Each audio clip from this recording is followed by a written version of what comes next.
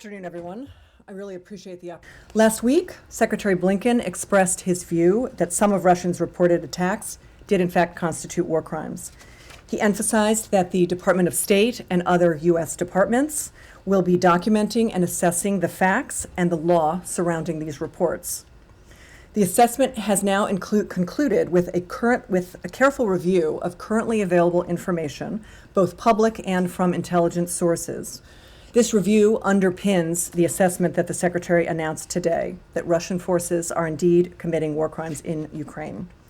I want to reiterate our solidarity for the people of Ukraine. We are committed to pursuing full accountability for war crimes in Ukraine using all of the tools that are available to us, including criminal prosecutions. As the Secretary said, those who are responsible for such abuses must be held accountable. I think it's incredibly important to shed a light on what's happening within Ukraine so that the people of Ukraine understand that the world knows what they are suffering and that they're suffering at the hands of an aggressive war that was launched unprovoked by Russia. It's also extremely important to continue to document what's happening on the ground, to preserve that information as potential evidence for future accountability purposes. We don't want to lose that evidence. We don't want that evidence to be tampered with. So it's extremely important that it be collected now and preserved with an eye towards future accountability.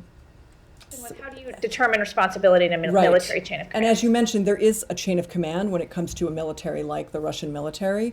And doctrinally, we're able to hold responsible under international law those who are directly responsible, those who might be complicit, or otherwise engaged in some sort of a joint criminal enterprise with the perpetrators.